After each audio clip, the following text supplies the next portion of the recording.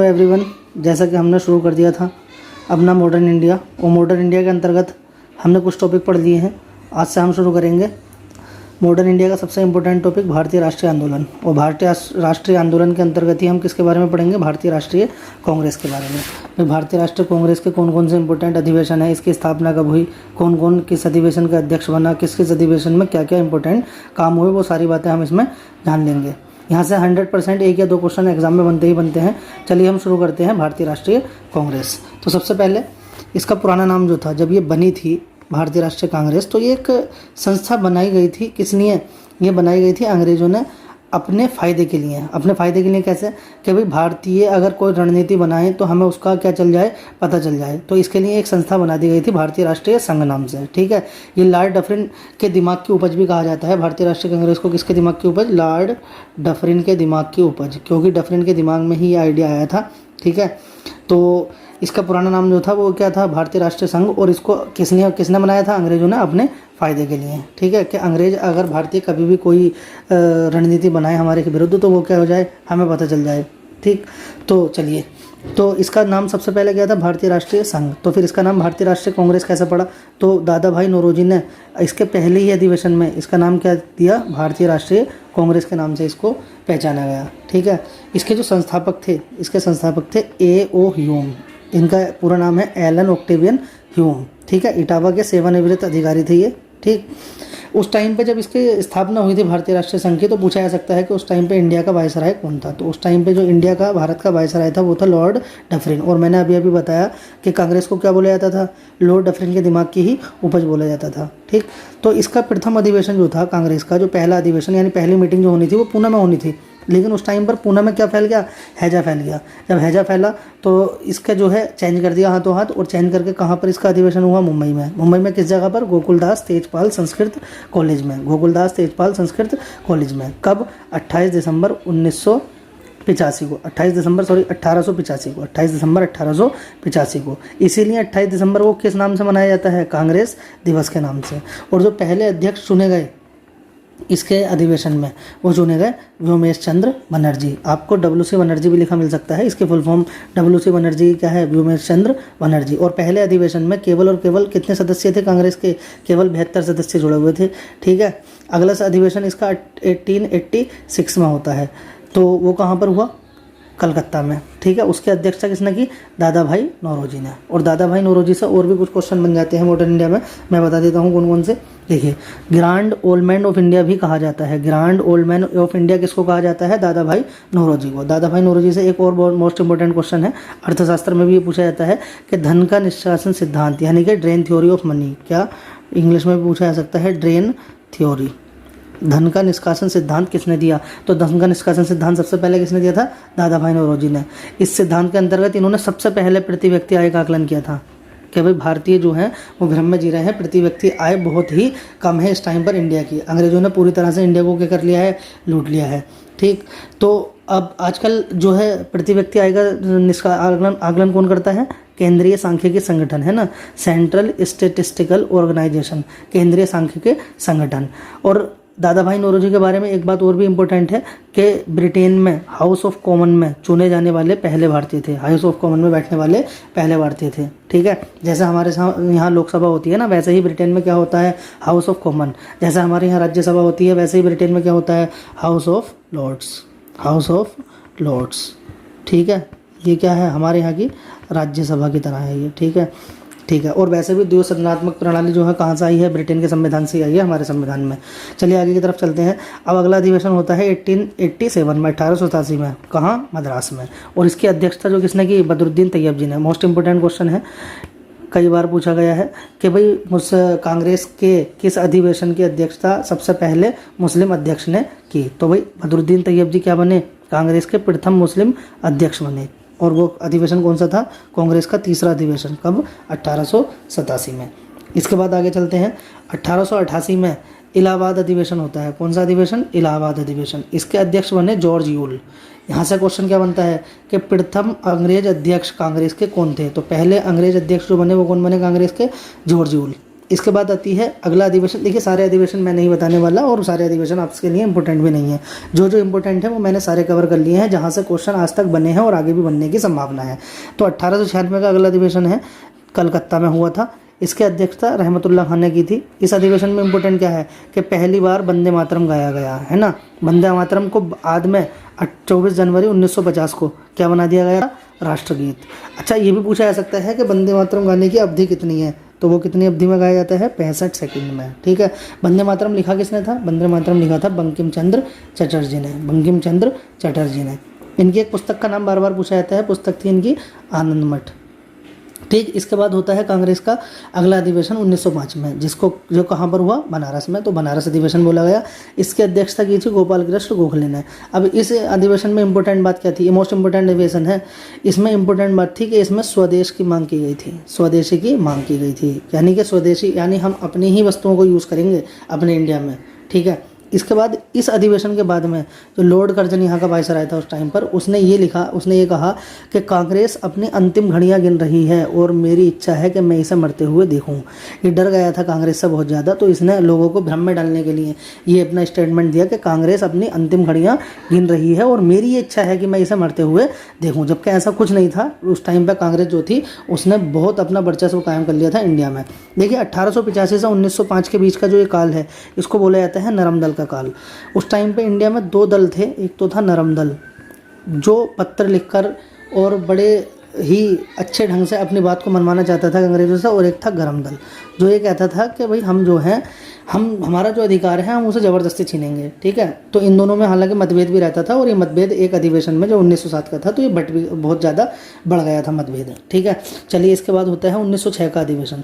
1906 के अधिवेशन में कलकत्ता में हुआ, दादा भाई नौरोजी ने अध्यक्षता की और इसमें मांग की गई स्वराज की। देखिए 1905 में मांग की गई थी स्वदेशी की, और इसमें पहली बार मांग की गई किसकी, स्वराज की।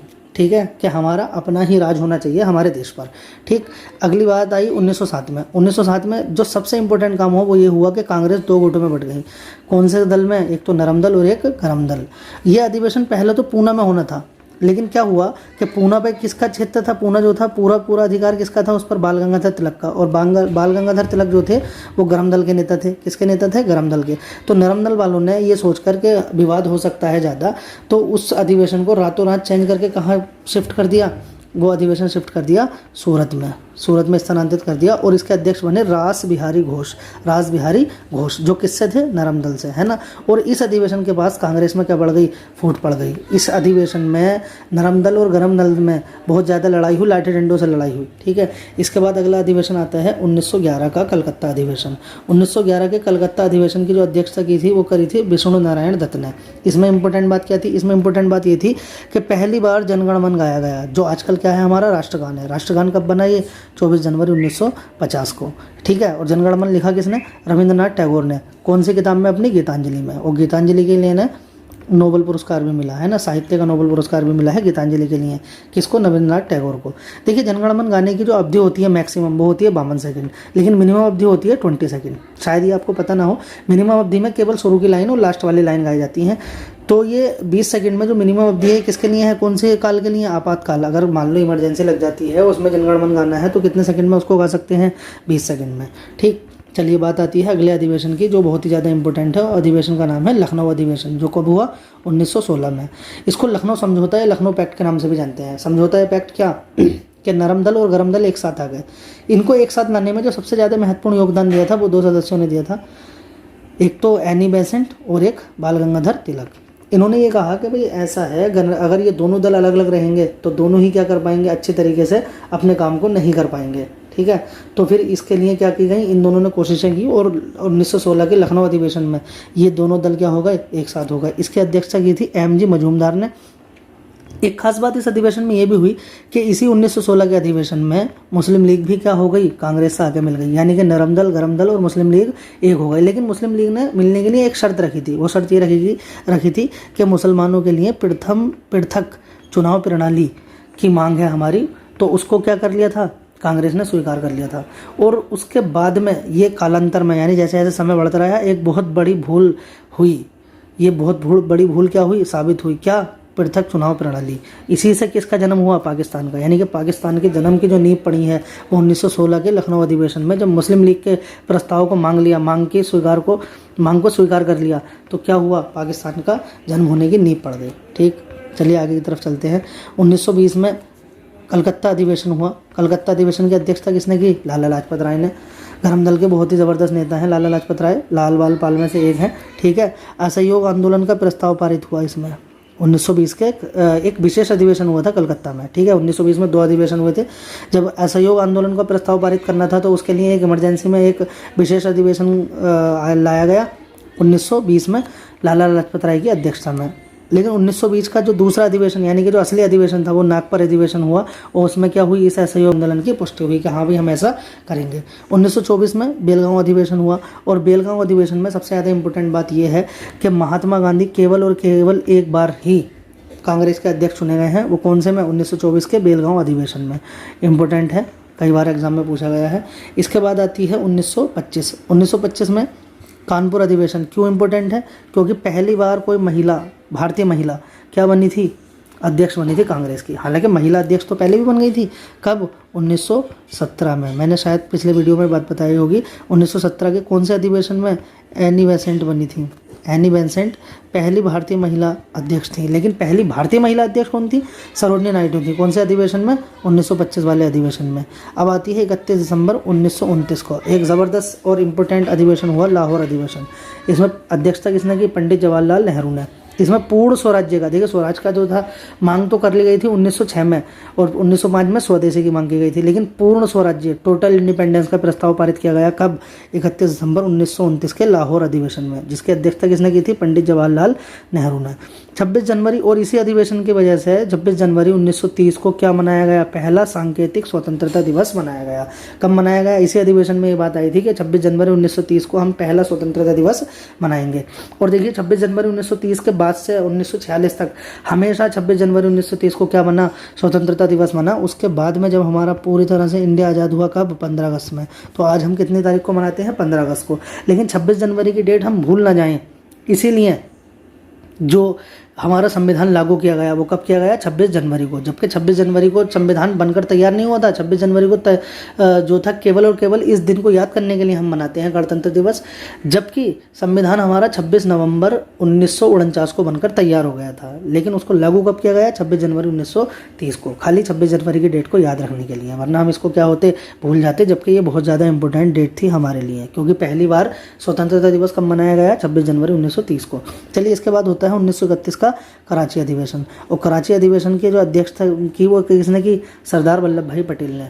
ठीक है, इसमें मौलिक अधिकारों को कांग्रेस ने अपने घोषणा पत्र में शामिल किया। जो मौलिक अधिकार थे कि ये मूल अधिकार हमें मिलने चाहिए, इस पर हमारा जन्मसिद्ध अधिकार है। ठीक है, वो कब आए हमारे सामने? सरदार वल्लभ भाई पटेल की अध्यक्षता में कौन सा अधिवेशन हुआ?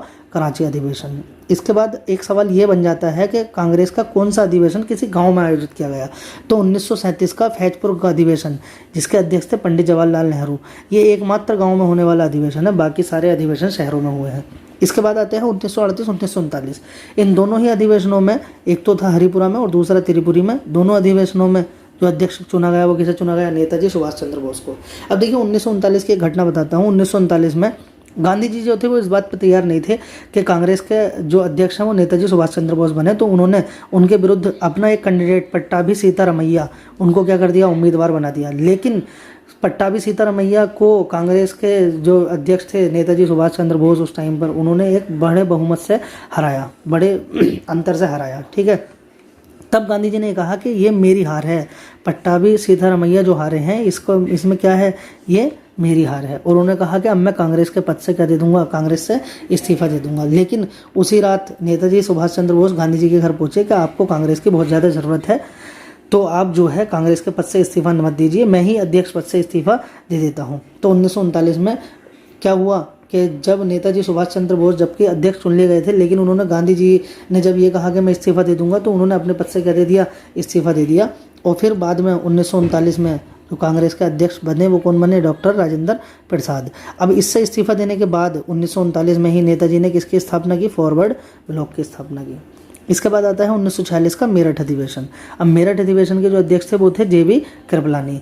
आपसे ये क्वेश्चन पूछा जा सकता है कि स्वतंत्रता या फिर विभाजन के समय, क्योंकि जब हमें स्वतंत्रता मिली थी, एक तरफ हमें स्वतंत्रता मिल रही थी तो दूसरी तरफ क्या हो रहा था, हमारे देश का विभाजन हो रहा था हिंदुस्तान और पाकिस्तान में।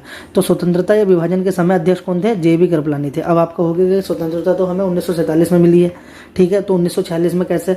तो जो 1947 में अध्यक्ष चुने गए थे वो 15 अगस्त के बाद चुने गए थे। 15 अगस्त से पहले कौन थे अध्यक्ष, थे हमारे JB कृपलानी। तो स्वतंत्रता के समय जो कांग्रेस के अध्यक्ष थे वो थे JB कृपलानी, और 1947 में जो दिल्ली अधिवेशन हुआ स्वतंत्रता के बाद उसके अध्यक्ष थे डॉक्टर राजेंद्र प्रसाद।